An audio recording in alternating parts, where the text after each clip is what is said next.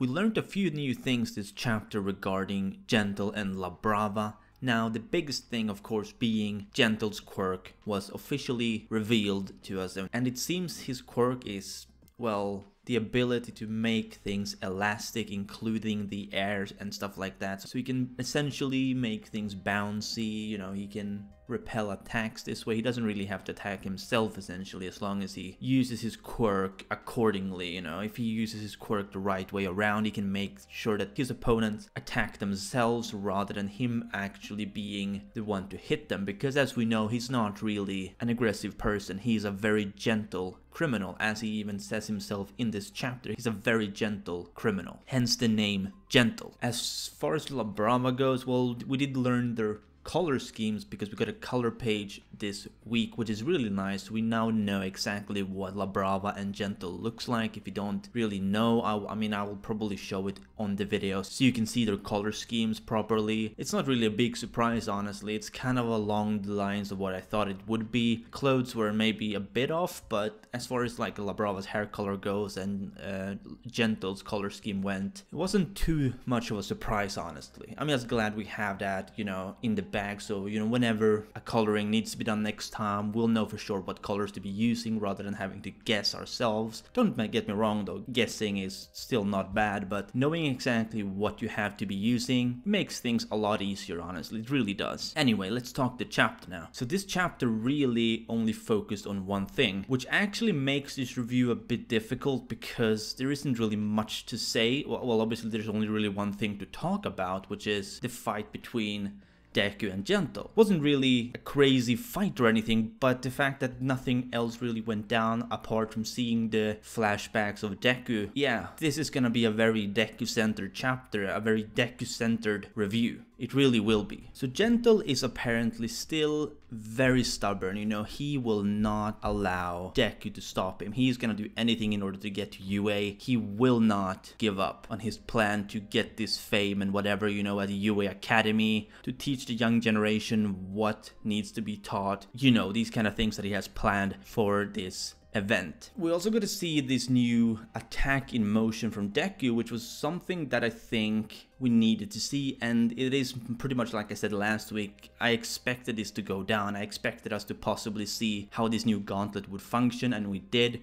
Not really with a deep explanation or anything, we just really saw him use a new variation of Delaware Smash. I think he called it Delaware Smash Air Force. You could say it's still a Delaware Smash, it's just a different twist to it because he's using this gauntlet to help him out before he's fully mastered this technique, I guess, because I don't think he fully has mastered it. I honestly believe he needs to train even more. He just happened to run into Gentle and he happened to be wearing these gauntlets, so you know, he thought he'd test it out because why not? And he kind of had to, because when you look at the chapter, you know, he was chasing Gentle. He couldn't quite catch up to Gentle, so he had to use a longer range attack, which could seem a bit convenient for the plot when you think about it. Like, okay, this is a technique to do with long range attacks and he couldn't catch up to his opponent. So I wouldn't be surprised if people think that this is a very plot convenient chapter. However, I don't really want to look at it that way because, I mean, by that logic, I think any series will be plot convenient, honestly. Like, I really don't see why My Hero Academia would be doing anything exclusive that no other series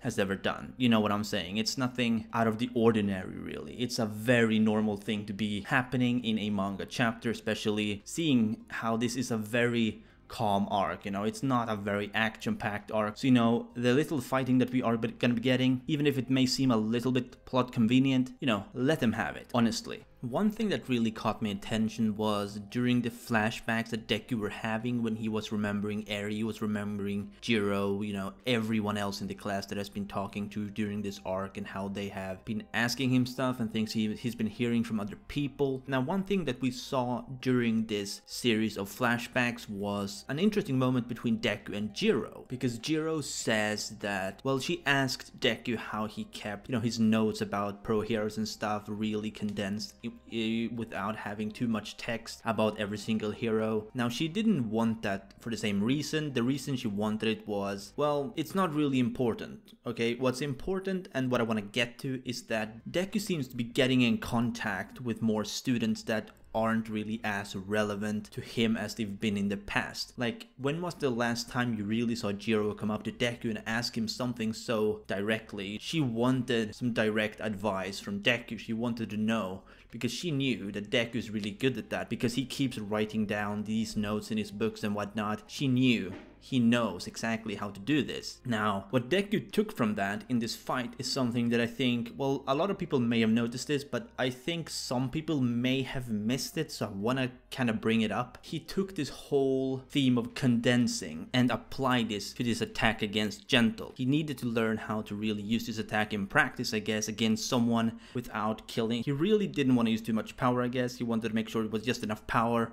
And so he condensed enough into his gauntlet in order to use this gauntlet to its function, because I guess he hadn't really used his gauntlet properly before this. So he brought information that had nothing to do with fighting at all, and he just took that as a lesson basically. So he condensed enough air and just smashed Gentle into a building, as we saw. Like, this was, well, at the very end of the chapter, of course, when Gentle just flew straight into a building. He was not prepared for Deku's attack. Deku is a lot stronger than Gentle power-wise, because Gentle isn't really about power. In fact, it's not really about violence at all with him. He just wanted to get away from Deku, and Brava was just following, so she's not attacking either. It was really interesting to see, actually, how he actually used something like that and applied it to a move. Now, I'm not saying that was the entire reason why he could use that move or anything. I'm just saying because he thought of that, he could really apply this to his new move. That's kind of how he usually does things. He just thinks about these things, and then he somehow puts the pieces together, and suddenly you have a move. It's not really like Deku's the only one who's done this either. Like, we've seen this a couple of times from other characters too. You know, you learn stuff from other people, you somehow mix things together, and voila, you have a new